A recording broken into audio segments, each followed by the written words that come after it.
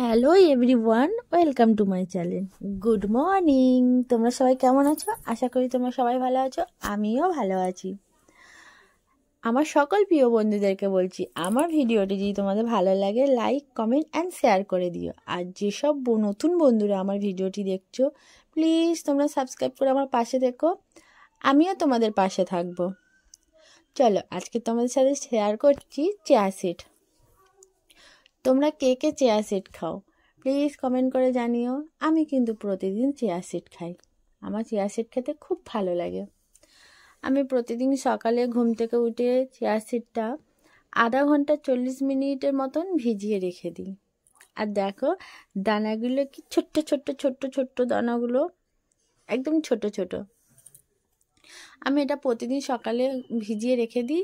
তোমার আধা ঘন্টা 40 মিনিট মতন ভেজানোর পরে আমি না এটা ঠান্ডা জলে ভেজাই, আমি গরম জলে ভেজাই না।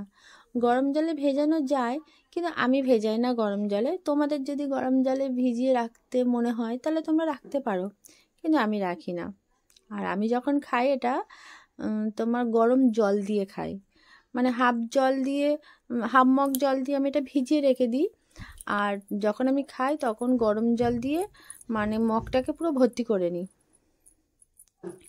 এটাকে আমি ভিজিয়ে রাখি কাচের গ্লাসে, কিন্তু আমি খাই একটা মগে করে খাই।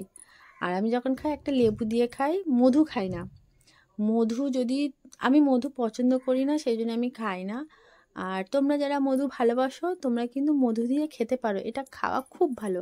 আর তোমরা এখনও পর্যন্ত যারা চিয়া সিড খাও না, তোমরা কিন্তু খাওয়া স্টার্ট করে দিতে পারো।